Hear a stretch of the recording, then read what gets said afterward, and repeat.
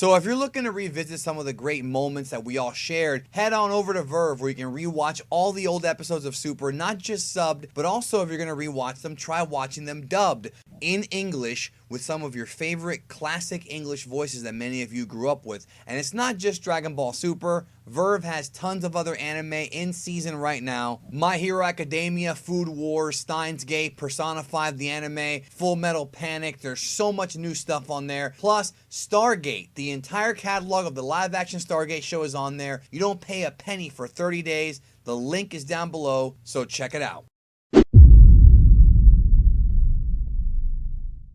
At the end of the day, to many people's surprise, Android 17 became the winner and sole survivor of the Tournament of Power. But the question lied throughout the entirety of the arc is, how the heck did Android 17 get so freaking strong? Was it just kind of lazy writing? Were they doing some bad power scaling? You know, kind of making characters stronger than they should be so they can compete in this Tournament of Power, especially 17 with what he did near the end against people like Toppo and Jiren? If that is what you think, I would be hard-pressed to disagree with you. In other words, I can't argue it. It does seem a little bit contrived that 17 is so powerful, considering that the last time that we saw 17 actually in a state of combat was against Imperfect Cell way back in Dragon Ball Z, and that was several years ago. So is there an actual explanation as to why 17 got so strong, specifically him, besides just it being kind of lazy writing and lazy scaling? Well, there might be. And there may have been clues sprinkled around the entire saga that might give us somewhat of an answer that's better than just saying, oh, it's just lazy writing. Which, again, it might still be lazy writing, but there might be something else there. Let me go ahead and tell you what I'm talking about and dig into this topic next. What's going on, everyone? If you like the videos I'm putting out on this channel, remember to hit that like button. And remember to subscribe and hit that notification bell. That way you get all my content right to your device every time I upload. And I thank you for your continued support. Now, a lot of stuff pertaining to 17's character was explained outside of the series. Like the fact that 17 was a park ranger and had some children and got married. That was all stated by Toriyama before Dragon Ball Super had even come close to even starting. That was something that he said in an interview years ago. Same thing with the whole thing about 17 being slightly stronger than 18. That was also something that was rooted in interviews and whatnot, guidebooks and whatnot of the past. Now, another key thing that was also not discussed within the series continuity, but was discussed in guidebooks. In fact, about 3 years ago, I did a video on this, but I know I have a lot of new subscribers who have not gone back and seen all the 1,500 or so videos I've done, more than that even. I talked about, you know, the question of, can androids train to get stronger? And the answer is yes, from the mouth of Toriyama himself, that because the artificial humans 17 and 18, specifically those two that were created as genetically engineered humans, they were humans first, Lapis and Lazuli, they were enhanced with biomechanical upgrades to make them stronger, but like other humans in Dragon Ball, like Master Roshi and Krillin and whatnot, and Gohan of course being half human, they can train to make their bodies stronger. So you have to keep all of this kind of in the back of your head as we go through this. Androids can train to get stronger. Now, the first time that we saw 17 in Dragon Ball Super, episodes 86 and 87, when 17 fought Goku, specifically in episode 86, and forced Goku into turning into Super Saiyan Blue. Now, that was absolute insanity, because what this actually means is that somehow Android 17 was able to surpass all of the Cell Saga and Majin Buu Saga powers. He went beyond Super Saiyan 2, Super Saiyan 3, and even went beyond Super Saiyan God, because had he not been able to do that, Goku would have never been forced into doing SS Blue. And when we saw the little fight in this episode, it actually ended with Goku saying, well, it looks like you weren't going full power either. So that isn't even the peak of 17. So no matter which way you slice it, 17 wound up becoming one of the most powerful members of Universe 7. And it's a little hard to swallow because, well, the last time that we saw 17 actually in a fighting capacity, like I said earlier, was all the way back in Dragon Ball Z episode 152. And I'm not counting GT. But seeing 17 not even be able to take on Imperfect Cell and struggling with Cell Saga Piccolo, and then suddenly now we see him on the level of Super Saiyan Blue, That's ridiculous. So, what could have happened? Well, we know that artificial humans, otherwise known as androids, or in some rare subtitled versions, in some rare translations, cyborgs, we know that they don't have Zenkai. They don't get stronger when they, come close to death or when they're in battle like the Saiyans do or like Hit does. That's not how they get stronger, but we do know that they can train. Now, the only thing that logically makes any sense here is that 17 went through some of the most arduous and some of the most intense training in the history of Dragon Ball to be able to get this strong. We know that at the end of the Cell Saga, after Cell was defeated, that they wished to Shenron to resurrect those killed by Cell, and 17 was reborn. That was actually shown in Toyotaro's manga, but it certainly did happen. Then we saw 17 make a real brief cameo appearance in the Buu arc to give Goku some energy. And like I said, during that time, at some point, we don't know exactly when this happened, he became a park ranger and he became a family man. That is the middle of the two in-between points I'm about to give you.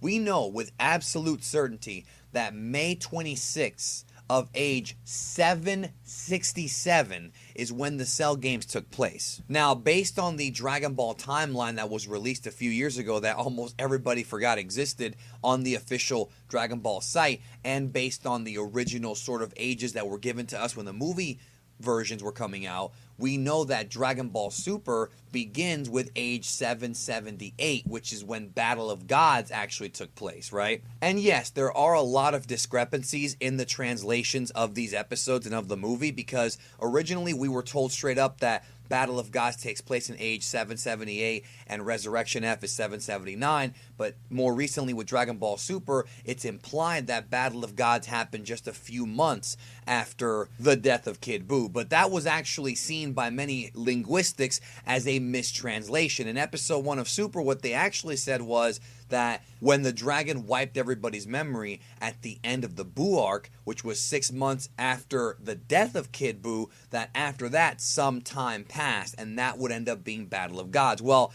based on every timeline that we've gotten from the official sources, that time that had passed was in fact 4 years, age 778, with Resurrection F being in age 779. However, things get confusing because even though everything may line up there, things get a bit weird here because according to Dragon Ball Wiki, which is not a trusted source, however, they got their information from the Xenoverse 2 DLC packs. They claim that the Universe 6 arc, the Champa tournament, also takes place in age 779. Now, there's a major problem here. The main problem is that we know that Frieza used 3 wishes in the television version of Super when they summoned the dragon. So, as a result of that, the dragon could not be summoned for a year. But if you remember, at the beginning of the Champa arc, before the tournament had even begun, Bulma did summon the dragon, and thus a year had to have passed. So, in reality, the Champa arc is supposed to take place in age 780, and the Tournament of Power is supposed to be in age 781. So either somebody screwed up with the numbers and forgot that the dragon was summoned after the Frieza saga, a year after to be precise, or this is a big time plot hole that somebody screwed up on. But we know for sure that no matter which way you slice it, whether it be a 1 year discrepancy or not, the time difference between age 767 and age 780 or 781 is about 13 or 14 years. So that gives 17 13 to 14 years to have trained his body to become stronger. Now, here's where the whole thing falls apart. 17 had nobody to train with except for himself and the animals. I don't know. 17 had no training partners. We never saw anything of 17. We don't know what he actually did. So we're supposed to believe that in those 14 years that 17 was able to leapfrog people like Gohan, Vegeta, and even Golden Frieza from the Resurrection F arc and movie, and was able to compete with this blue Goku, who, by the way, was not the same blue Goku that fought Golden Frieza. This is blue Goku after training in the Room of Spirit and Time, going through the Universe 6 arc, going through the Trunks arc. This version of Super Saiyan Blue Goku was significantly more powerful than the one that fought Golden Frieza. And we're supposed to believe that 17 can hang with him. Unfortunately, that is the only explanation that makes sense from digging through all the documents that have come out and from what the series has told us. They never said anything about 17 discovering some kind of mystery MacGuffin. He didn't find the Infinity Gauntlet at some point or anything like that.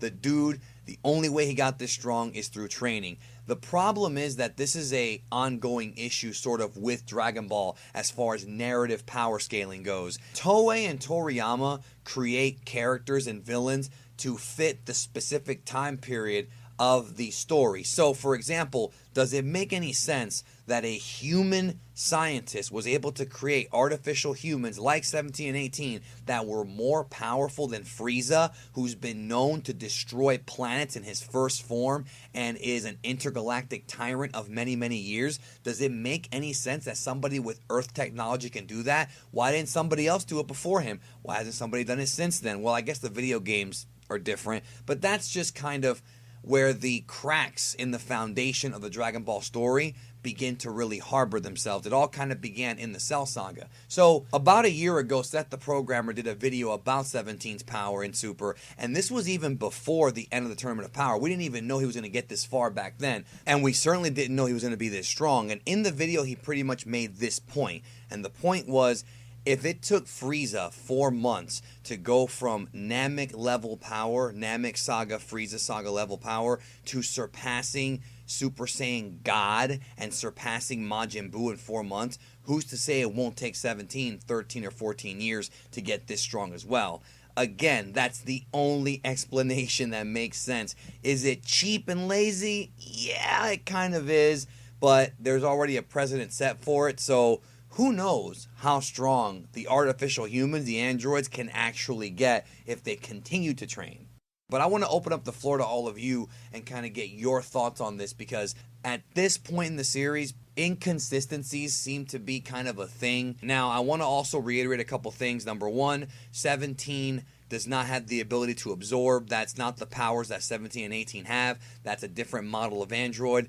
And secondly, there's nothing in the series that tells us otherwise, that 17 found some magic way to get stronger other than training. So let me know in the comments, does this kind of writing bother you? Are you in it just for the fun and the thrills? Do you think I'm overthinking it? Do you think we should overthink it? And most importantly, does this explanation make sense? Because that's what the only thing that they gave us. Let me know in the comments. I thank you for your continued support, and I'll talk to you soon.